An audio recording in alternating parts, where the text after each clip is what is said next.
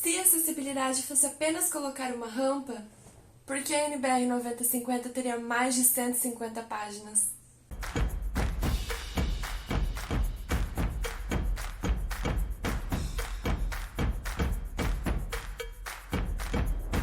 Oi, o meu nome é Carolina, eu sou arquiteta urbanista e hoje nós vamos conversar sobre uma das principais referências na área de acessibilidade, que é a Norma Técnica 9050, edição de 2020. Eu sou uma mulher alta, gorda e branca, o meu cabelo e os meus olhos são um tom de castanho escuro quase preto, o meu cabelo é ondulado, mas hoje ele tá mais alisado. Eu tô usando uma blusa estilo regata, numa cor verde militar, assim, um verde mais escuro. Tô usando um colar branco com uns detalhes em madeira. Estou sentada numa cadeira de escritório nas cores preto e cinza. Atrás de mim tem uma parede bem clarinha no amarelo quase branco. Do meu lado direito tem uma porta de madeira, do meu lado esquerdo tem uma mesa também de madeira. E em cima dessa mesa tem algumas coisas de escritório, como os quadrinhos decorativos e uma agenda. Eu tô usando uma maquiagem leve e um batom bem vermelho. No vídeo da NBR 16.537 sobre sinalização tátil, eu já tinha te explicado um pouquinho sobre o que é uma norma técnica. Mas retomando, ela é como se fosse um guia, um referencial para algum tipo de determinado produto, área ou assunto. Pois bem, a NBR que nós vamos conhecer hoje é a 9050, edição de 2020, que trata sobre acessibilidade a edificações, mobiliário, espaços e equipamentos urbanos. A NBR 9050 é bem extensa, como eu falei no começo do vídeo. Ela tem mais de 150 páginas e ela pode ser subdividida em 10 itens, 10 capítulos, vamos chamar assim. Sendo eles... E aqui eu vou precisar ler porque eu não decorei todo. Escopo, referências normativas, termos, definições e abreviaturas, parâmetros antropométricos, informação e sinalização, acessos e circulação, sanitários, banheiros e vestiários, mobiliário urbano, mobiliário e, por último, equipamento urbano, além de vários anexos. E é aqui você já começa a perceber a complexidade e a extensão do assunto acessibilidade e o porquê você deve contratar um profissional qualificado para te guiar, para te orientar nesse assunto. Pode respirar tranquilamente que eu não vou entrar de forma aprofundada em cada um desses tópicos. Eu vou começar explicando alguns termos que são mais importantes, que aparecem com uma certa frequência nessa área. Então, o próprio termo acessibilidade. Segundo a norma, é a possibilidade de condição de alcance, percepção e entendimento para a utilização com segurança e com autonomia de espaços mobiliários, entre outras coisas, por pessoa com deficiência ou com mobilidade reduzida. E agora a diferença entre adaptado e adequado, ainda segundo a norma. Adaptado é o elemento cujas características originais foram alteradas, foram reformadas, né, se a gente for falar de um espaço, de uma edificação, para tornar acessível. Enquanto que adequado é aquilo que já foi projetado, já foi construído, buscando garantir a acessibilidade. A NBR 9050 também apresenta vários tipos de áreas, sendo elas área de aproximação, área de circulação, área de descanso, área de refúgio e resgate e área de transferência. E cada uma dessas áreas possui as suas especificidades, possui a sua função e as medidas mínimas que você precisa garantir. A área de aproximação é a área necessária para a pessoa em cadeira de rodas se aproximar de um equipamento, de um mobiliário, de forma a conseguir utilizar com conforto, segurança e autonomia. A área de circulação, óbvio, é o espaço necessário para fazer a circulação, para conseguir fazer o giro, mudar a direção da cadeira de rodas. A área de descanso, para descansar, ocorre principalmente nos patamares de uma rampa, por exemplo. A área de refúgio e resgate, ela é localizada principalmente em escadas. Então, por exemplo, uma escada protegida, né, à prova de fumaça. Tá acontecendo uma emergência, um incêndio, a pessoa vai com a cadeira até esse local na escada, porque teoricamente essa escada, né, se foi projetada de acordo com as normas, ela vai ter uma proteção, uma resistência para o fogo, e essa pessoa vai aguardar nessa área de resgate até que a equipe de corpo de bombeiros, por exemplo, consiga chegar até ela e levá-la para um local seguro, para o térreo, para uma saída de emergência. E a área de transferência é a área necessária para você posicionar a cadeira de rodas e transferir, seja para um vaso sanitário, seja para um sofá ou para algum outro tipo de imobiliário. Você vai perceber que com frequência a gente fala na questão da cadeira de rodas. Não que a acessibilidade seja apenas para a cadeira de rodas, não que possua uma hierarquia nas deficiências, não é nada disso. A questão é que a cadeira de rodas, naturalmente, ela demanda mais espaço, ela ocupa mais espaço que uma pessoa sem nenhum tipo de deficiência, ou usando apenas uma muleta, ou que possui uma deficiência visual, uma deficiência auditiva. Então, a lógica da norma é que, por onde passa uma cadeira de rodas, passa qualquer tipo de pessoa. Seja uma questão de circulação, de largura de porta, ou até mesmo uma rampa. E aqui eu vou abrir um parênteses dessa questão de espaço que a cadeira ocupa, que a cadeira circula, porque existem pessoas gordas que podem vir demandar mais espaço que uma cadeira de rodas ocupa. Então existem dois termos que são muito importantes, mas que eu não vou explicar, não vou ficar entrando em detalhes aqui nesse vídeo. O primeiro é o desenho universal, que eu já expliquei em outro vídeo, já tá aqui no canal. E o segundo termo que eu ainda vou gravar um vídeo sobre, que é rota acessível. Essa norma também define e diferencia os termos uso comum, uso público e uso restrito, que são muito utilizados para a gente classificar se aquele local, se aquele ambiente vai precisar cumprir as normas de acessibilidade ou não. Destaco também 5 abreviaturas apresentadas pela norma e que são muito utilizadas no nosso cotidiano. MR, que é o módulo de referência, então é o espaço que uma cadeira de rodas comum ocupa. PCR, pessoa em cadeira de rodas, que é diferente de PCD, pessoa com deficiência. PMR, pessoa com mobilidade reduzida. PO, pessoa obesa. E LH, linha do horizonte. Você reparou que os termos sempre trazem pessoa em primeiro lugar? Então vamos começar com a parte de parâmetros antropométricos, que basicamente são as medidas que nós utilizamos como referência para projetar, para delimitar um espaço. Então são medidas sobre várias coisas. Pessoas em pé utilizando muletas, pessoas em cadeira de rodas, a largura de um corredor para passar uma pessoa em pé e uma pessoa em cadeira de rodas. Nós também temos medidas de referências para o alcance dessas pessoas. Seja uma pessoa em pé, como essa aqui da imagem, seja uma pessoa em cadeira de rodas. E lembrando que eu estou apresentando apenas algumas das imagens presentes na norma, porque senão o vídeo ia ficar extremamente longo. Ah, Carol, você sempre fala que essas medidas são ultrapassadas, são baseadas em um homem branco, europeu. Calma. Essas medidas apresentadas na NBR 9050 foram calculadas, foram estimadas na população brasileira. Então é feita ali uma média e, segundo a própria norma, essas medidas atendem de 5 a 95% da população brasileira. Nós também temos as medidas necessárias para a cadeira de rodas conseguir fazer o giro. E aqui eu vou colocar a imagem de uma tabelinha que eu gosto muito. Ela é sobre a faixa de alcance, né? Já comentei que a faixa de alcance universal, ela tá entre 40 centímetros do chão até 1,20 m de altura. Mas essa tabelinha aqui, ela é dividida em várias colunas, cada coluna sobre um uso, sobre um elemento, alguma função, e ela mostra qual que é a faixa adequada para aquele uso, para aquela função. E vocês podem ver que nem todas as coisas começam em 40 centímetros ou terminam em 1,20. E aí vamos pular para o tópico de sinalização. Segundo a norma, as informações devem ser completas, precisas e claras. A sinalização deve ser autoexplicativa, perceptível e legível para todos. E elas devem ser dispostas, elas devem ser pensadas seguindo o critério do princípio dos dois sentidos. Então ela precisa ser visual e sonora ou visual e tátil. É claro que é bem legal quando a gente consegue fazer as três coisas, né? Visual, sonora e tátil. E por que existe esse princípio dos dois sentidos? Justamente para atender a maior gama de pessoas possível. Então, se a pessoa tem uma deficiência visual, ela tem ali uma sinalização sonora ou tátil para se orientar. Se a pessoa tem uma deficiência auditiva, ela tem informação visual. E a sinalização sonora vem atender também, por exemplo, quando a pessoa não sabe ler ou escrever. Essa sinalização, ela pode ter diversas funções: localização, advertência, instrução. E é claro que ela deve ser localizada de uma forma a informar qual que é o caminho que você precisa percorrer, como utilizar aquele equipamento, qual que é a função daquele ambiente. Quando você chega numa clínica, por exemplo, vários médicos atendem, existem várias portas e diversos espaços para você esperar, né, de sala de espera. Não é muito mais fácil quando existe uma sinalização com o nome do médico ali na porta ou em algum lugar daquele espaço, para você saber aonde sentar, onde você vai estar mais próximo do médico que você está aguardando, para não correr o risco do médico te chamar e você não ouvir, por exemplo. As sinalizações, elas devem ser locadas também toda vez em que alguma decisão precisa ser tomada. Então, eu vou para o caminho da esquerda ou para o caminho da direita? Eu fico aqui no térreo ou eu preciso pegar um elevador ou uma escada? Mais do que apenas colocar uma plaquinha na parede, ela deve seguir uma sequência lógica, desde o ponto de chegada, de entrada desse edifício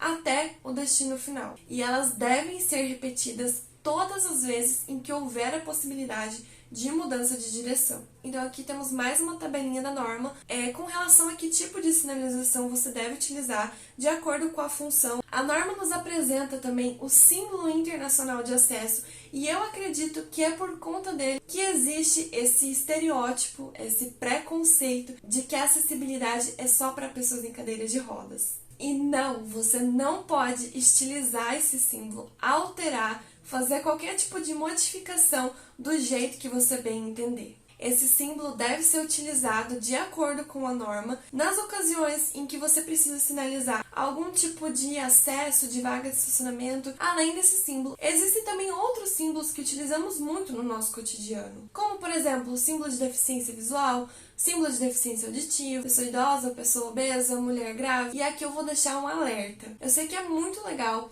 quando a empresa, quando principalmente restaurante, bar, possui uma identidade visual que ocorre de forma interligada, de forma constante por todo o ambiente. Porém, o que eu já vi ocorrer diversas vezes é a alteração de sinalização para sanitários. Não vou entrar aqui em assuntos polêmicos, mas só vou deixar realmente um alerta, que a sinalização, ela precisa ser de fácil compreensão. Não dá pra gente, na hora do aperto, que você precisa urgente entrar no sanitário, ficar tentando decifrar o que significa um vampirinho e um unicórnio, por exemplo. Porque os símbolos que nós utilizamos para sinalização, principalmente de sanitários, eles são facilmente reconhecidos, eles são facilmente identificados, até mesmo se você estiver num país que você não fala a língua. Então, algumas vezes o estabelecimento, ele tenta ser inclusivo para um lado e acaba sendo exclusivo para o outro. E se você tá gostando do conteúdo, lembra de curtir, compartilhar e se inscrever aqui no meu canal para não perder os próximos vídeos. Em seguida, nós temos o tópico de acessos e circulação, que envolve ali escadas, rampas, para um plano inclinado, para um piso inclinado, vamos chamar assim,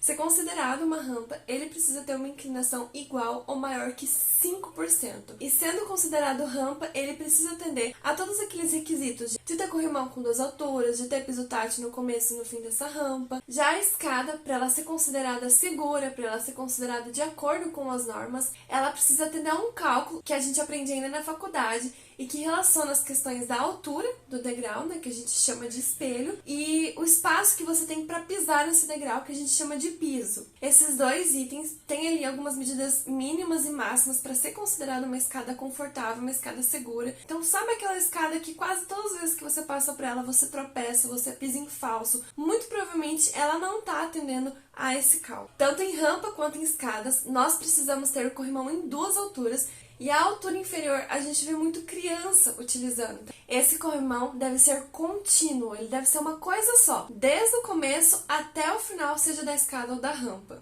Existem algumas poucas exceções para esse corrimão ser interrompido. E ele também precisa ter um prolongamento de 30 centímetros no final e no começo dessa rampa. E ele também possui uma medida adequada, a ser seguida, para possibilitar o movimento de empunhadura, como a gente chama, que é esse movimento de você fazer assim com o punho, com a mão, para conseguir manusear o corrimão de forma confortável e segura. Já aproveito esse assunto para deixar um alerta. Quando a gente faz o guarda-corpo, que é aquela proteção lateral, seja em escada, em rampa, às vezes quando você tem algum mezanino ou algo similar, ele não pode ter seus elementos na horizontal. A criança vai tentar escalar esse guarda-corpo. Então, o adequado é que os elementos sejam na vertical e entre esses elementos tem uma distância máxima também a ser seguida para que a criança não enfie a cabeça e acabe ficando presa. Sobre a questão das portas, elas devem ser de fácil manuseio e é claro que tem a questão da largura. Ai, Carol, esse eu já decorei, é 80 centímetros. Depende. Se for um espaço de prática esportiva, a largura mínima da porta deve ser de 1 metro. Isso porque a cadeira de rodas cambada, que é esse modelo aqui, muito utilizada para a prática de esportes, ela é mais larga do que a cadeira convencional. Importante ressaltar também que não basta ter apenas a largura da porta, é preciso conferir o espaço para a pessoa se posicionar e conseguir abrir ou fechar essa porta. Agora falando de sanitários. A norma não apresenta uma medida mínima de comprimento e largura do espaço para ele ser um sanitário acessível. O que ela traz, na verdade, são ali as medidas do sanitário, do lavatório, do espaço para transferência, para o giro da cadeira. Além dessas outras medidas que eu comentei, a norma apresenta essa tabelinha aqui sobre a quantidade mínima de sanitários que a sua edificação precisa ter. E aqui eu vou fazer um outro alerta.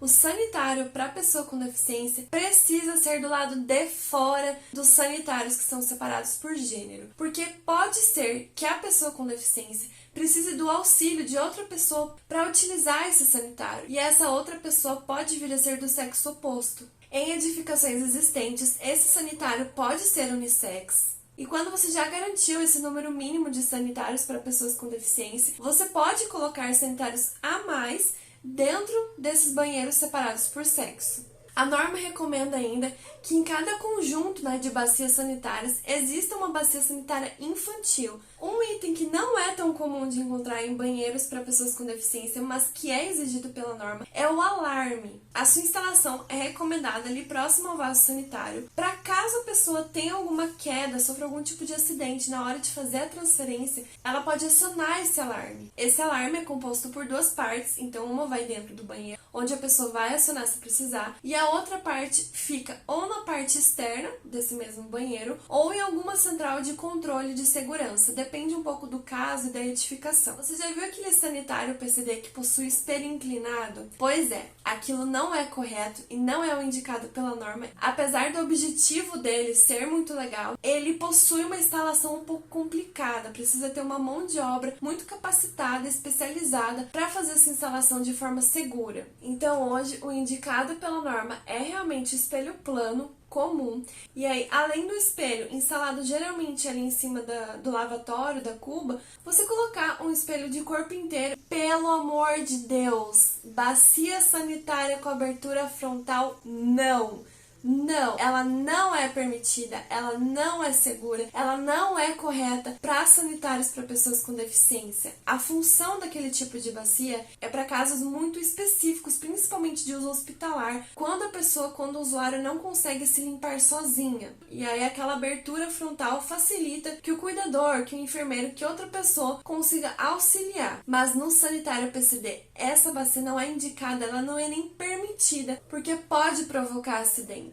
A norma ainda recomenda, além dos sanitários por sexo e o sanitário PCD, que exista um sanitário familiar. E nesse sanitário familiar, além das bacias infantis, com uma altura mais baixa, um trocador, e dependendo do uso, do tipo dessa edificação, um trocador não apenas para crianças, mas para adultos também. Pois é, essa questão de trocador para adulto é muito difícil de encontrar. Inclusive, uma amiga minha mandou essa foto aqui, lá do Santuário de Nossa Senhora Aparecida, que por ser um local com um público muitos idosos em cadeiras de rodas, ou até mesmo pessoas com alguma condição de saúde, então achei muito interessante trazer esse exemplo de que sim existe e deve ser muito bem utilizado. Agora sobre o mobiliário urbano, O mobiliário urbano é aquele que se localiza na cidade, em vias públicas.